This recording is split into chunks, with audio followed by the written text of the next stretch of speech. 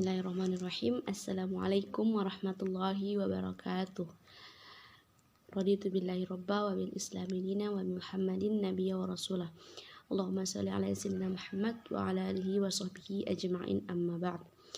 Baik, perkenalkan, nama saya Yuliana, program studi ilmu pemerintahan, kelas IP 4D, NIM 10564111219. Pada kesempatan kali ini saya akan memaparkan terkait substansi materi dari kelompok saya, yaitu kelompok 2, dengan judul materi hubungan ASEAN dengan negara-negara superpower. Jadi negara superpower itu dapat dikatakan sebagai negara yang memiliki kekuatan dan power yang lebih dari negara-negara lain. Nah, adapun beberapa negara superpower itu, yang pertama yaitu Amerika Serikat sebagai negara superpower. Amerika Serikat bertindak sebagai negara superpower di dunia, terkhususnya di kawasan Asia Pasifik, kurang lebih selama 2 abad sejak Perang Dunia II dan Perang Dingin. Amerika Serikat bergabung dalam ASEAN itu tentunya untuk memenuhi suatu kepentingan. Amerika Serikat memiliki kepentingan dalam bidang perdagangan, investasi, politik, keamanan, dan strategi, pendidikan, kebudayaan, pertukaran manusia, kesehatan, sampai peranan Amerika Serikat dalam upaya mendamaikan sengketa, seperti misalnya kebebasan maritim di Laut Timur. Amerika Serikat berusaha memenuhi kepentingan-kepentingan tersebut dengan cara bergabung ke dalam ASEAN.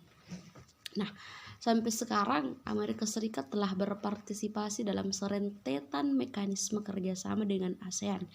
Di antaranya adalah Forum Keamanan Regional, Perjanjian Kerjasama dan Keakraban Asia Tenggara, Pertemuan Tingkat Tinggi Asia Timur, dan Amerika Serikat merupakan anggota Konferensi Menteri Pertahanan ASEAN yang terbuka.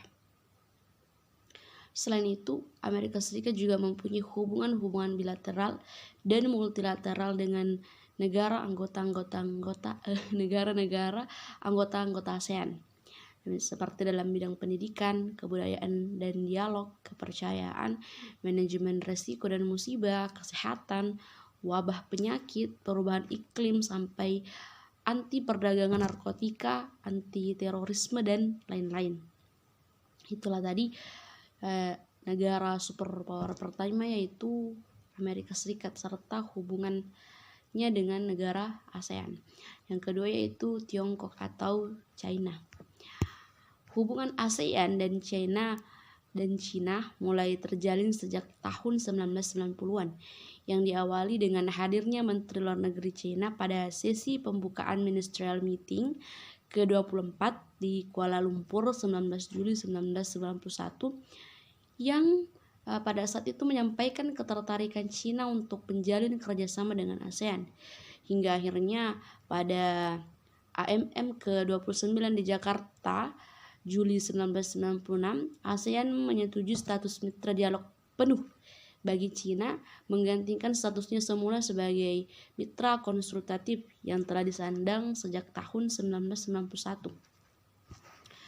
Jadi hubungan China dengan ASEAN merupakan momentum yang terjadi setelah krisis ekonomi Asia pada tahun 1997. Selama krisis, China mendapatkan citra yang positif karena tidak melakukan penurunan nilai mata uangnya, yang bila dilakukan akan menjatuhkan daya saing produk dari negara-negara ASEAN. Hubungan antara ASEAN dan China juga kembali diperkuat ketika para pemimpin kedua belah pihak mengadakan informal meeting pada tahun 1997 di Kuala Lumpur, Malaysia.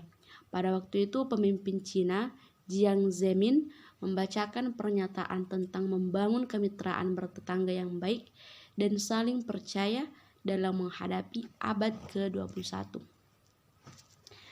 Hubungan ASEAN dan China tentunya mewujudkan apa yang menjadi kepentingan di dalam ASEAN. di mana untuk memperkuat dan meningkatkan kerjasama ekonomi, perdagangan, investasi di antara negara-negara anggota dan lain-lain.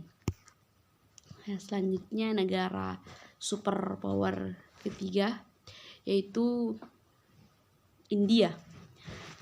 Organisasi regional ASEAN telah menjadi bagian integral bagi India yang dimuat dalam kebijakan Look East dan kebijakan Act East yang diterapkan oleh pemerintah India.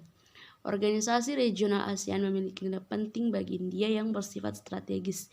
Nilai strategis yang dimiliki oleh ASEAN membuat pihak pemerintah India memberikan perhatian khusus kepada ASEAN melalui kebijakan Look East dan Act East. Dengan kebijakan tersebut, diharapkan India dapat menjalin hubungan yang baik dengan negara-negara anggota ASEAN melalui kebijakan luar negeri yang berorientasi kepada ASEAN. Nah, dengan kebijakan luar negeri yang berorientasi kepada ASEAN, diharapkan India dapat memanfaatkan nilai strategis yang ada di negara-negara ASEAN.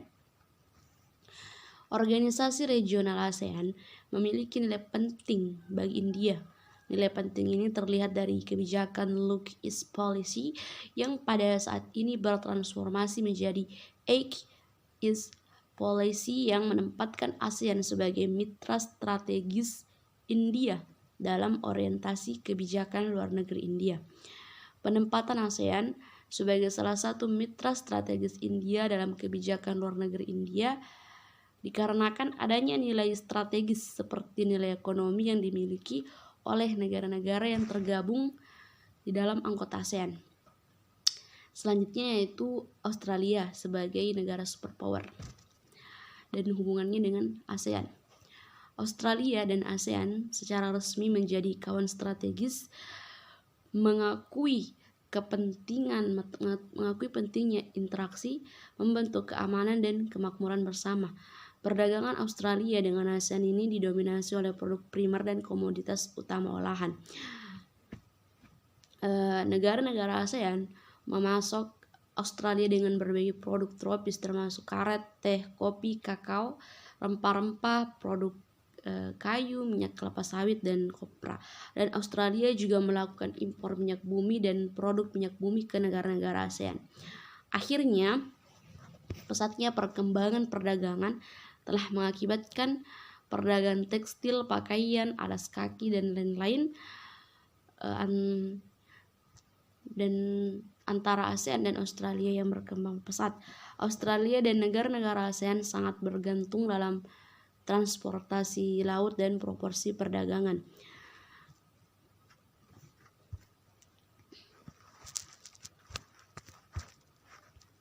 Nah, itulah tadi penjelasan mengenai hubungan ASEAN dengan negara-negara superpower, yaitu ada Amerika Serikat, ada Tiongkok atau China, dan ada India serta Australia. Mungkin itu saja yang sempat saya sampaikan. Mohon maaf atas segala kekurangan. Billahi fi sabilil haq fastabiqul khairat. Wassalamualaikum warahmatullahi wabarakatuh.